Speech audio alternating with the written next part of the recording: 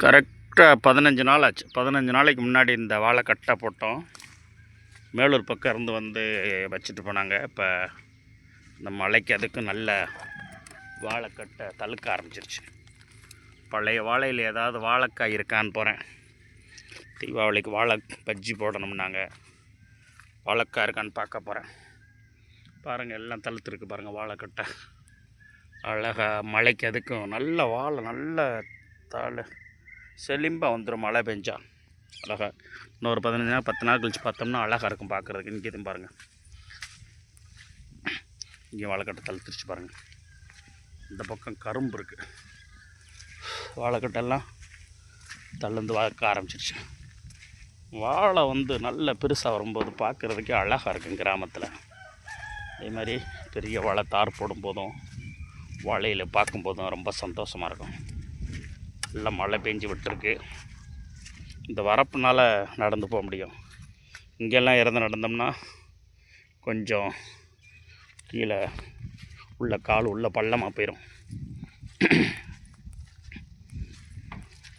இந்த வரப்பு நல்லா வரப்பு போட்டிருக்கிறதுனால நடக்க முடியுது.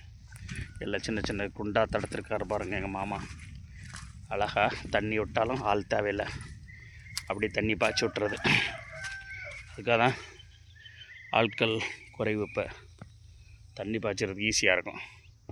அப்படியே அங்கே ஒவ்வொரு ஒவ்வொரு குண்டுன்னு சொல்லுவோம். அதை அப்படியே தண்ணி போட்டுட்டா பாஞ்சிடும் அது பாட்டுக்கு. இத்தனை 1 2 இங்கே 3 4 5 6 குண்டு போட்டிருக்காரு. பழைய வாழையில் ஏதாவது வாழைக்காரக்கான்னு போய் பார்த்துட்டு வர சொல்லியிருக்காங்க. இப்போ தீபாவளி மறுநாள் மழை பெஞ்சிக்கிட்டு இருக்குது. வாழைக்காய் பஜ்ஜி ஏதாவது போடலான்னு நான் பழைய இடத்துக்கு போயிட்டுருக்கேன். தீபாவளி மறுநாளில் கடை இல்லை, வாழைக்காய் பக்கத்தில் கடை இல்லை. அதனால் நம்ம தோட்டத்தில் வாழைக்காய் காய்க்கிறதுனால வாழைக்காய் பஜ்ஜி போடுறதில்ல யாரும். இன்றைக்கி பசங்கள்லாம் ஊரில் வந்திருக்காங்க. அதனால் பார்ப்போம் வாழைக்காய் இருக்கான்னு. கண்டிப்பாக இருக்கும்னு நினைக்கிறேன். ஒரு வாழைப்பூ தெரியுது. வாழைக்காய் பார்ப்போம். எப்படியாவது வாழைக்காய் இருக்கணும். அதை வாழைக்காய் பஜ்ஜி போடுவோம். இல்லைனாலும் வெங்காயம் இருக்குது, வெங்காயத்தை வச்சு வாழைக்காய் பஜ்ஜி, வெங்காய பஜ்ஜி போட சொல்லிடலாம். வாழைக்காய் காணோம். சும்மா வாட்டுக்கு வாழைக்காய் நிறைய காய்ச்சி கிடக்கும். இப்போ தேவை இருக்கும்போது வாழைக்காய் காணாமல் பாருங்கள். அதான் தேவைப்படும் போது அங்கே அது பொருள் நமக்கு கிடைக்காம போயிடும். கண்டிப்பாக ஏதாவது ஒரு மரத்துலையாவது வாழைக்காய் இருக்கான்னு பார்ப்போம். கிடைக்கணும். நாங்கள் இவ்வளோ வாழை மரத்தை தானே வாழை பூ விட்டுருக்கு. இப்போ தான் வாழைக்காய் காண மரமே இல்லையாங்க. இவ்வளோ மரத்தை பார்த்தாச்சு. மழை பெஞ்சுமே தண்ணி ஓடிக்கிட்டு இருக்கே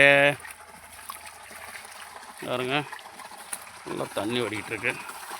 மோட்டார் போட்டு விட்ருக்காங்க. இவ்வளோ பெரிய மரம் இருந்து வாழைக்காயை காணாமல், இவ்வளோ வாழைத்தோட்டம் இருந்து வாழைக்காயில விட்டியாச்சு போலையே. வாழைக்காயவே காணோமே. வெங்காய பஜ்ஜி தான் போடணும், வேறு வழி இல்லை. ஒரு கொய்யா மரம் எப்படி இருக்கு பார்த்தீங்களா? சூப்பர் கொய்யா செடி, சூப்பர். தேங்க்ஸ் ஃபார் வாட்சிங் மை சேனல் சந்திரன் வனன். ஒரு வாழைக்காய் கிட்ட காணோம்.